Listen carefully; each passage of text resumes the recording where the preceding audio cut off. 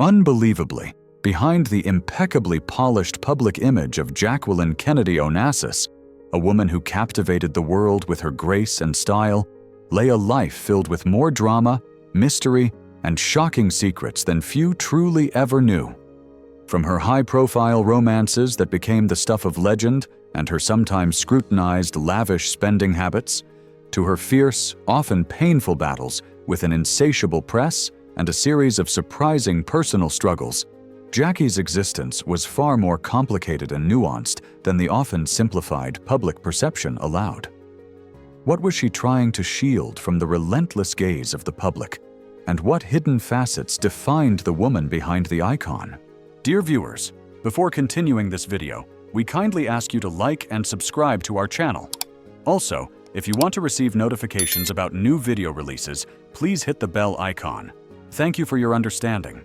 One of the first lesser-known chapters of Jackie Kennedy's life was her early career in journalism, a period that predated her ascent as the iconic First Lady of the United States. Following an impressive academic journey that included studies at Vassar College, a transformative year at the Sorbonne in Paris, and culminating in a degree from George Washington University, the young Jacqueline Bouvier landed her first professional job at the Washington Times-Herald in 1952. This role proved to be pivotal, not only allowing her to explore her burgeoning passion for writing and photography, but also offering her a unique and invaluable window into the diverse lives and opinions of everyday Americans.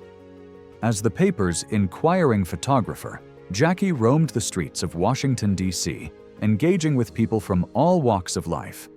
Her assignment was deceptively simple, yet profoundly engaging. She was to ask strangers thought-provoking questions on a wide array of topics, ranging from contemporary politics and intricate human relationships to personal finance and prevailing cultural issues. She would then skillfully capture their portraits and meticulously transcribe their candid responses for publication. This regular column provided a fascinating and direct perspective on public sentiment at the time and, crucially, gave Jackie the opportunity to hone her already considerable communication skills, an ability that would later become one of her greatest strengths as a globally recognized public figure. Her role as a reporter also brought her into direct contact with key political figures of the era, one of whom, in an interesting twist of historical fate, was Richard Nixon. She interviewed Nixon years before her future husband, John F. Kennedy, would decisively defeat him in the pivotal 1960 presidential election. This encounter, though likely just another routine assignment for her at the time, serendipitously foreshadowed her deep and eventual immersion in the very heart of American politics. Jackie's formative experience as a journalist undoubtedly helped shape her into the poised, articulate, and intellectually curious public figure she would later become. Her innate ability to connect with people on a personal level, to ask insightful and probing questions, and to present information in a compelling and accessible manner were skills that unquestionably contributed to her immense success and enduring popularity as First Lady. This early career also reflected her deep and abiding intellectual curiosity, an essential aspect of her multifaceted personality that remained with her throughout her entire life.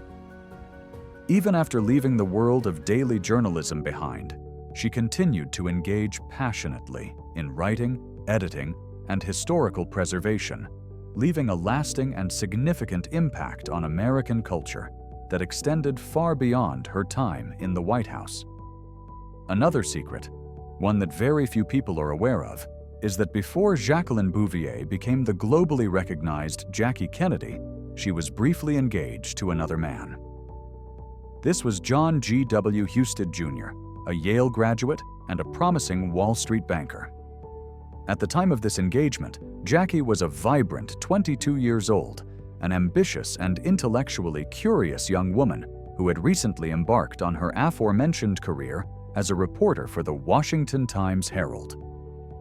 Husted, a decorated World War II veteran with a flourishing financial career, seemed, by all societal standards of the era, to be an eminently suitable match.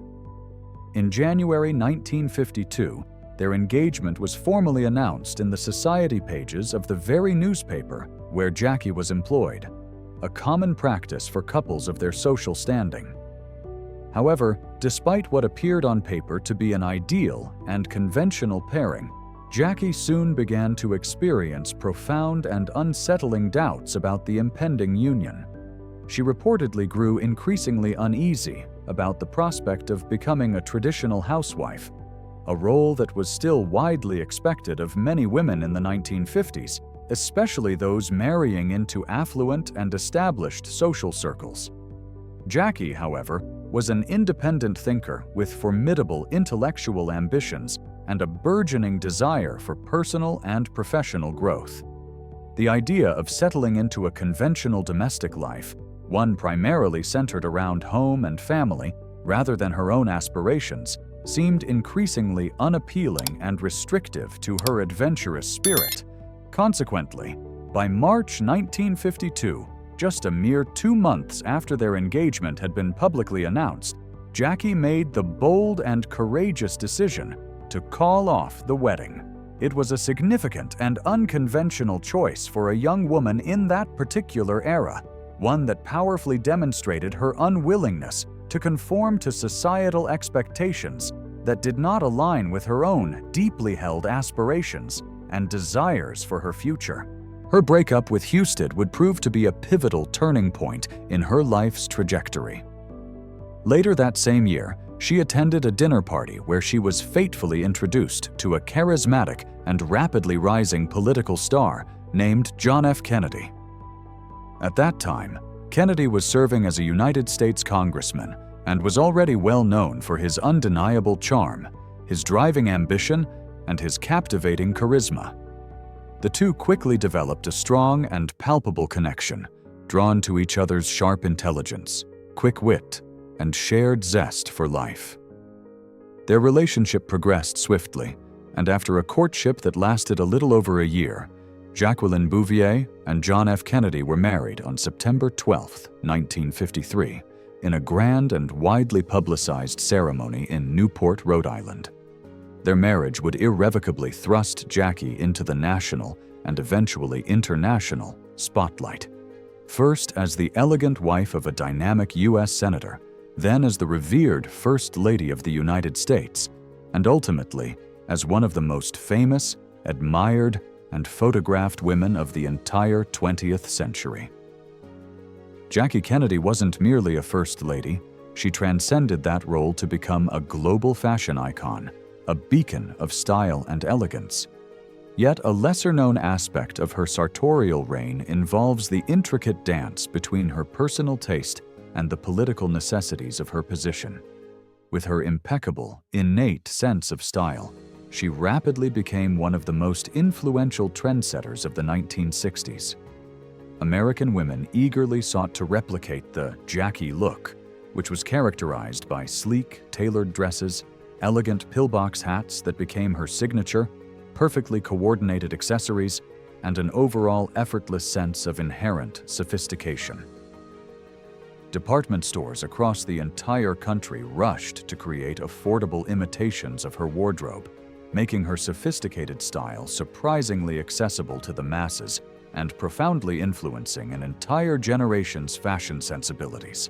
However, while she was widely admired for her impeccable fashion choices, her evident love of high-end, often European clothing also became a source of considerable controversy.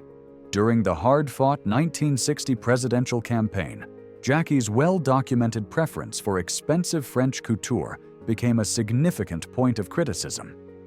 Some viewed her fondness for Parisian designers such as Givenchy, Chanel, and Dior as a clear sign of extravagance, an indulgence that clashed with the carefully crafted and politically crucial image of her husband, John F. Kennedy, as a leader for the common man. Critics worried that her elite fashion sensibilities could inadvertently make the Kennedy family seem disconnected from the everyday lives and concerns of ordinary Americans. This intense scrutiny only intensified once she became First Lady, as the administration was keen to ensure that the public perceived her as relatable and patriotic, rather than as a glamorous socialite primarily indulging in European luxury. To effectively address these politically sensitive concerns, Jackie's influential father-in-law, Joseph P. Kennedy, stepped in and helped orchestrate a diplomatic and stylish solution.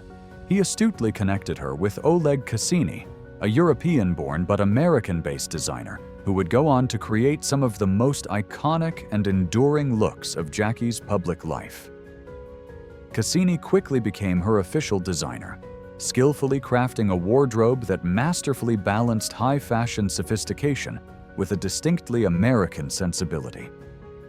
Over the years of her tenure as First Lady, he designed more than 300 of her outfits, including the famous A-line dresses, structured coats, and elegant evening gowns that came to define her era in the White House. His contributions were so significant that he later aptly dubbed himself the First Lady's Secretary of Style. Under Cassini's astute influence, Jackie's wardrobe managed to retain its inherent high-fashion elegance while simultaneously projecting a more accessible and patriotic image. The remarkable result was a perfectly curated public persona, one that exuded both undeniable luxury and a modern, refined American spirit. Her style choices, therefore, were not merely about aesthetics. They were an essential and carefully managed component of the Kennedy administration's public image. There is a truth that when Jackie Kennedy moved into the White House in 1961 as the nation's new First Lady, she was reportedly shocked by what she discovered regarding the state of its interiors. Despite being one of the most important and historically significant residences in the world, the White House, in her view, lacked a cohesive sense of historical significance in its furnishings and overall decor. Many of the rooms had been redecorated over the years in ways that often ignored the building's rich heritage, frequently filled with then-modern, mass-produced furniture that, in her opinion, stripped the venerable mansion of its unique character and historical resonance. Determined to restore the White House to its rightful place as a living symbol of American history and culture, Jackie launched one of the most ambitious and historically significant renovation projects the building had ever seen. With her keen eye for style, her deep appreciation for fine art, and her profound respect for history, Jackie quickly set to work on her vision for the project. However, the initial budget allocated for these extensive renovations, a mere $50,000, was reportedly exhausted within a matter of days, highlighting the immense scope of the undertaking. Undeterred by this early setback, she ingeniously devised a new plan. She established the Fine Arts Committee for the White House, assembling a dedicated team of esteemed historians, curators, and art experts committed to restoring the mansion with historically significant and authentic pieces. Instead of relying solely on public funds, Jackie personally reached out to a wide network of private donors, museums, and discerning collectors to secure valuable antique furniture, priceless artwork, and historically appropriate decorative items. Her efforts were meticulous and driven by a deep reverence for the past. She specifically sought to acquire items that had once been owned by former presidents and their families, ensuring that every room in the White House would accurately reflect a specific period of American history. Some of the most remarkable additions to the White House collection during her tenure included pieces that had once belonged to George Washington, Abraham Lincoln, and James Monroe, among other notable historical figures. Her comprehensive restoration efforts effectively transformed the White House from what some perceived as a generic government building into a vibrant, living museum that authentically honored the country's rich and multifaceted past. Jackie didn't just want to renovate the White House. She was passionate about ensuring that the American public could appreciate and understand its profound historical significance. In February 1962, she famously hosted a televised tour of the newly restored rooms, expertly guided by the respected CBS journalist Charles Collingwood. During the broadcast, Jackie spoke eloquently and with evident passion about the history of each space, lucidly explaining the importance of the various artifacts and the intricate thought process behind the comprehensive restoration. This television special aired on all three major networks at the time, CBS, NBC, and ABC, and was viewed by an estimated audience of over 80 million Americans. Her soft-spoken yet confident and knowledgeable presentation captivated audiences across the nation, and the broadcast was so extraordinarily well received that it earned her a special Emmy Award, a testament to her profound impact on preserving and sharing America's heritage. Despite her own early experiences as a journalist navigating the public sphere, Jackie Kennedy became fiercely protective of her children's privacy, especially during their formative years in the White House. With John F. Kennedy serving as one of the most closely watched and intensely scrutinized presidents in American history, the unceasing media attention surrounding the First Family made it exceptionally difficult for their young daughter, Caroline, to experience anything resembling a normal childhood.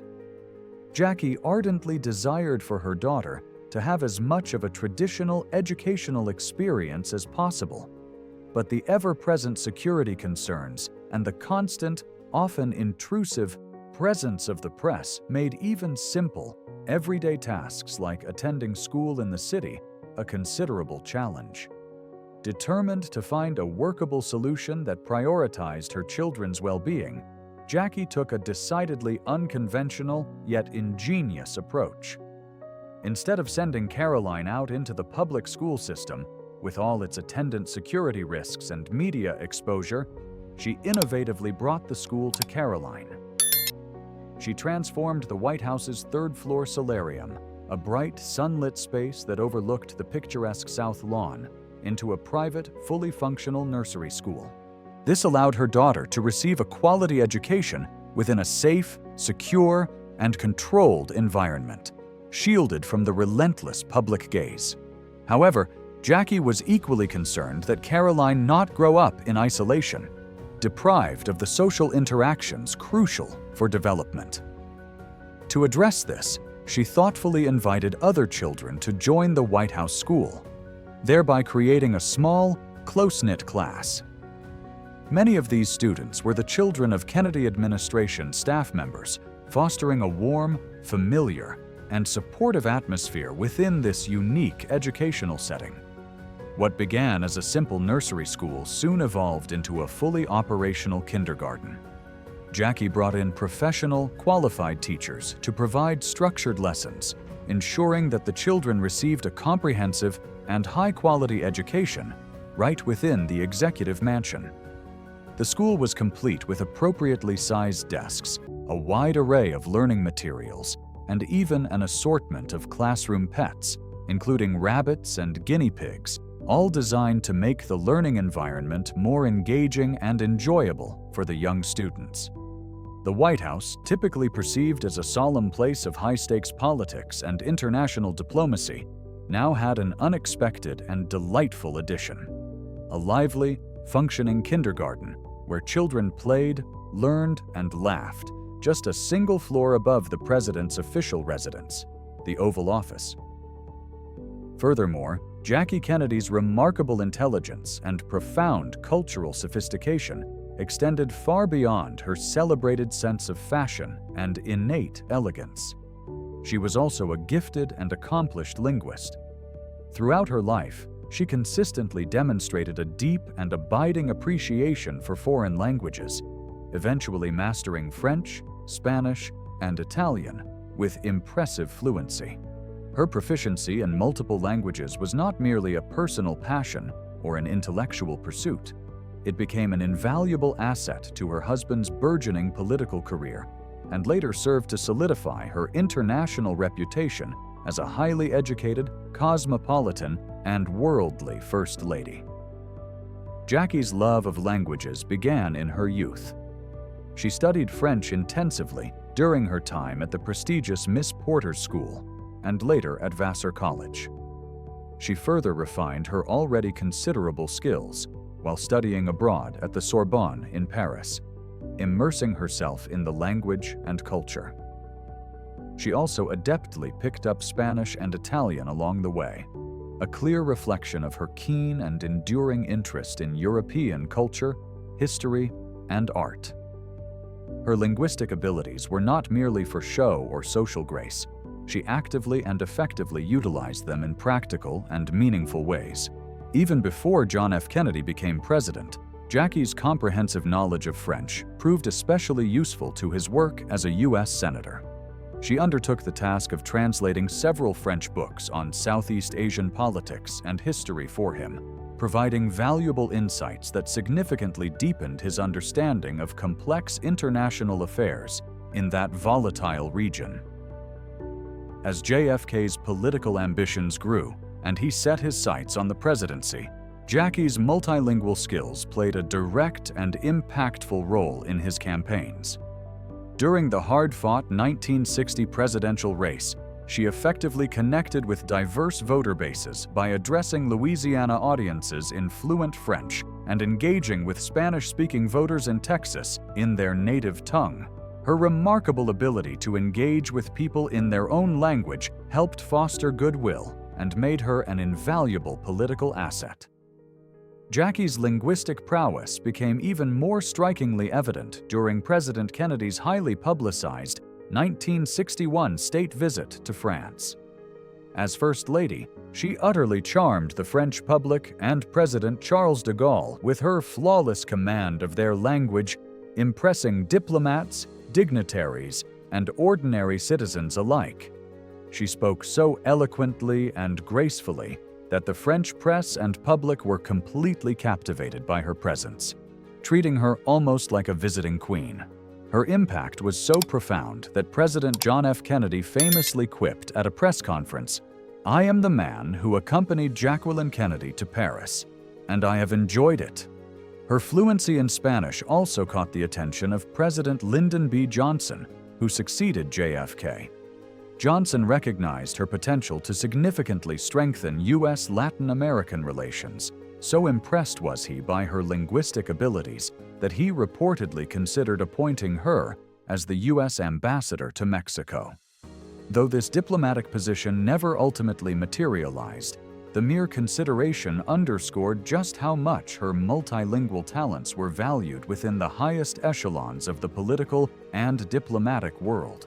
The date November 22, 1963, remains an indelible scar on American history.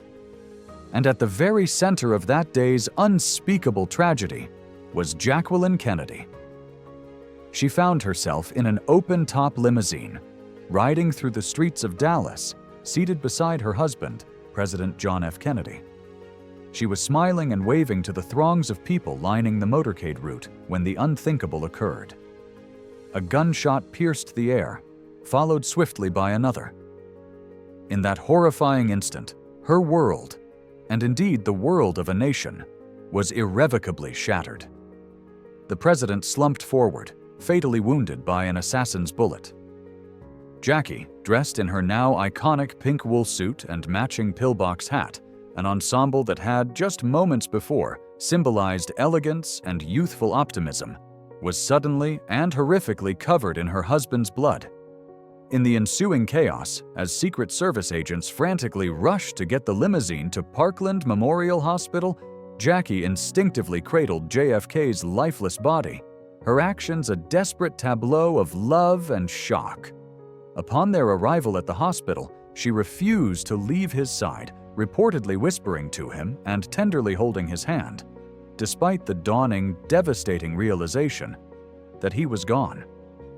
Her pink Chanel-style suit, originally chosen as a symbol of grace and poise, was now a gruesome and unforgettable testament to the brutal violence of that day. After doctors officially pronounced the president dead, Jackie, in a state of profound shock and grief, was escorted to Air Force One, where Vice President Lyndon B. Johnson was preparing to take the oath of office.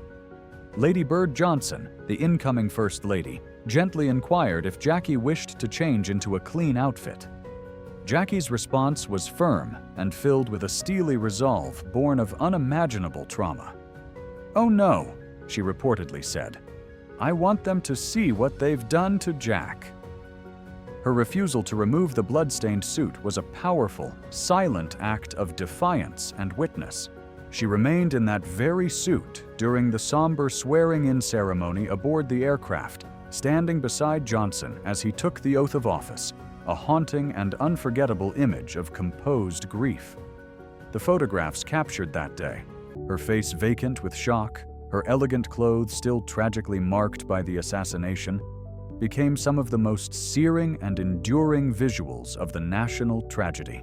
Jackie finally changed out of the suit later that night, after returning to the White House in Washington, D.C., but by then, the world had already borne witness to the devastating, visceral aftermath of the assassination through her unwavering, silent testimony. The pink suit, still stained with JFK's blood, was preserved and is now held in the National Archives, a poignant and somber historical artifact. However, its accompanying pillbox hat was unfortunately lost amidst the confusion and turmoil of that tragic day, and has never been recovered. To this day, Jackie Kennedy's decision to keep wearing the bloodied suit remains one of the most unforgettable and powerful moments in American history. It was a silent yet profoundly striking statement, a courageous way of ensuring that the world would never, ever forget the horror of what had been done to her husband, and by extension, to the nation. In the profoundly somber days that followed John F. Kennedy's assassination, as the world collectively mourned the loss of a young, charismatic leader whose presidency had been imbued with both immense promise and profound tragedy, it was Jacqueline Kennedy who would courageously and astutely shape how history would remember his time in office. Just a week after his devastating death, she granted an extensive and deeply personal interview to Theodore H. White of Life magazine. In this conversation, she spoke candidly and with remarkable composure about her late husband's life, his lofty aspirations, and the enduring legacy she hoped would prevail. It was during this historic interview that she first introduced the evocative idea of Camelot, a powerful and enduring comparison that would forever define the Kennedy era in the American consciousness. Jackie revealed to White that JFK had been particularly fond of the then-popular Broadway musical Camelot, which was based on T.H. White's novel The Once and Future King, a romanticized tale about the legendary King Arthur and his idealistic, aspirational kingdom. She recalled how her husband loved listening to the musical's stirring title song, often playing it on their record player before bed.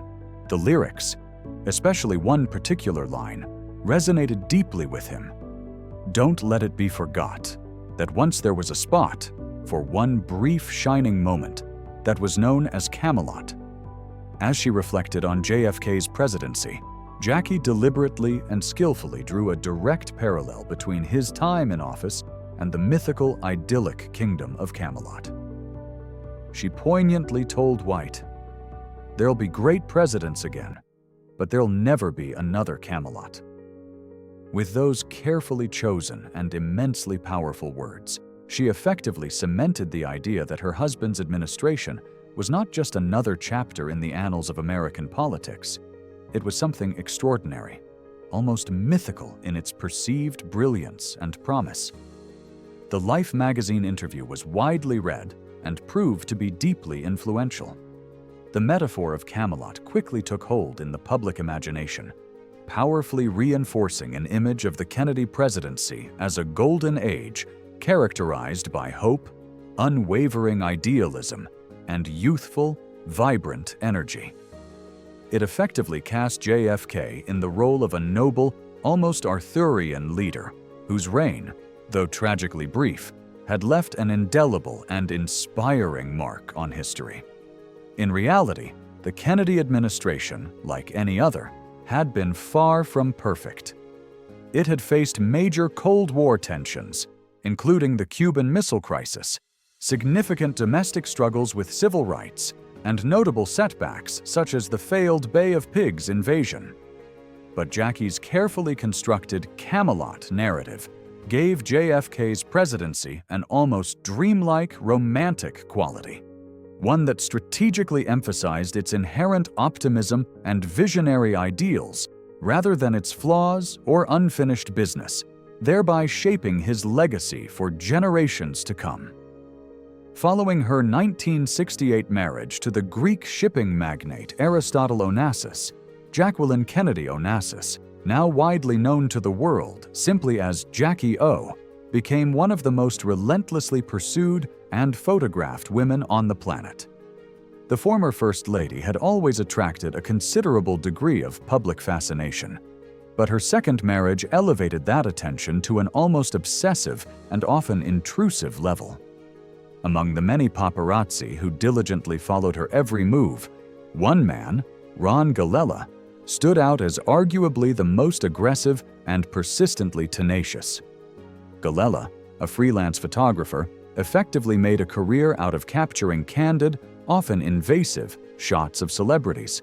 But his apparent obsession with Jackie O seemed to extend beyond the typical bounds of tabloid photography. He spent years, quite literally, stalking her through the bustling streets of New York City, patiently waiting outside her apartment building on Fifth Avenue, meticulously following her as she walked her children in Central Park, and even aggressively tailing her as she ran everyday errands or attempted to take her children, Caroline and John Jr., to school. His pursuit became so relentless and unyielding that it frequently bordered on outright harassment, with Jackie often looking anxiously over her shoulder, constantly trying to evade his ever-present camera lens. By 1973, after enduring several years of this unwanted and increasingly stressful attention, Jackie took decisive legal action. She sued Galella for harassment and invasion of privacy, leading to a highly publicized court case that drew national and international attention. During the trial, members of Jackie's Secret Service detail, which she retained as a former First Lady, testified that Galella's aggressive tactics posed not just a significant annoyance, but a genuine safety concern for both her and her children. The photographer, undeterred by the legal proceedings, argued vehemently that he had a constitutional right to photograph her in public spaces. However, the court ultimately disagreed with his assertions. In a landmark decision that set a significant legal precedent, Jackie won the case, and Galella was ordered by the court to maintain a distance of at least 25 feet from her and 30 feet from her children at all times. This ruling was one of the first significant legal victories of its kind, establishing important parameters for the rights of public figures to a degree of privacy in the face of relentless media intrusion. However, Galella remained remarkably defiant. He famously began carrying a measuring tape with him to meticulously ensure he stayed just outside the court-ordered restricted distance, continuing to photograph Jackie whenever and wherever he could. Unwilling to let the matter rest and determined to protect her peace, Jackie took him to court again in the 1980s after he repeatedly violated the terms of the injunction. This time, the renewed legal pressure finally forced Galella to substantially back off, though he never entirely abandoned his pursuit until much later. The protracted case left a lasting impact on the paparazzi industry, raising critical public and legal discussions about the ethical limits of celebrity photography and the often fine line between legitimate journalism and invasive harassment. Jacqueline Kennedy Onassis had always possessed a profound and abiding love for literature, and after the death of her second husband, Aristotle Onassis, in 1975, she astutely channeled that lifelong passion into a new and fulfilling career. Rather than retreating into a life of quiet, secluded luxury, as many might have expected, the former First Lady made the inspiring choice to reinvent herself as a book editor, taking on a profession that she had long admired from afar. She made New York City her primary residence and, at the age of 46, embarked on this new and exciting chapter in the highly competitive publishing world. Jackie's first role in the industry was as a consulting editor at Viking Press. Though she had no prior formal experience in publishing, she brought with her an impeccable literary sensibility, a keen appreciation for great storytelling, and, of course, a name that carried significant global weight and recognition. However, she was resolutely determined to earn respect within the field based on her own merits and contributions, rather than relying solely on her famous identity. She worked diligently, meticulously editing manuscripts, actively acquiring promising books for publication, and thoughtfully helping authors shape and refine their work. Despite her earnest efforts and enthusiasm, her tenure at Viking Press was relatively brief and unfortunately marred by controversy when the company decided to publish Jackie O, an unauthorized and sensationalized biography about her. Understandably uncomfortable with this clear conflict of interest and the nature of the publication, she made the principled decision to leave the publisher. She subsequently joined Doubleday, a major publishing house, where she would remain for the rest of her distinguished career. At Doubleday, Jackie flourished in her role as a senior editor, working diligently and often quietly behind the scenes on a diverse variety of notable and important projects. She played a significant and often uncredited role in bringing many important literary works to the public, including Moonwalk, Michael Jackson's 1988 autobiography, which became a massive bestseller. She also worked on Larry Gonic's The Cartoon History of the Universe, a popular and innovative illustrated account of world history, and was instrumental in helping to introduce English-speaking readers to the works of the Egyptian Nobel laureate Naguib Mahfouz, particularly his acclaimed Cairo trilogy, a sweeping and masterful saga of life in early 20th century Egypt. Jackie was particularly drawn to books focusing on art history, world cultures, and historical preservation, and she took special pride in working on projects that promoted education and fostered intellectual curiosity. Her colleagues at Doubleday consistently described her as hardworking, exceptionally detail-oriented, and deeply engaged with the books she edited. She was known for her remarkable ability to spot compelling narratives and for her profoundly respectful and collaborative approach to working with authors, always striving to preserve their unique voices while skillfully enhancing their work. Even as a former First Lady and an undisputed international icon, Jackie remained remarkably humble and dedicated in her role as an editor. She generally preferred to stay out of the direct spotlight, allowing the books she so passionately worked on to speak for themselves. For nearly 2 decades, she dedicated herself to the literary world, unequivocally proving that her considerable talents and intellectual depth extended far beyond the realms of fashion, politics, and high social status. As this video wraps up, we'd like to remind you to like and subscribe to our channel. Your support is vital for our channel's growth and helps us keep creating content. To be notified about new videos, remember to hit that bell icon. Thanks for watching, and we'll see you in the next one.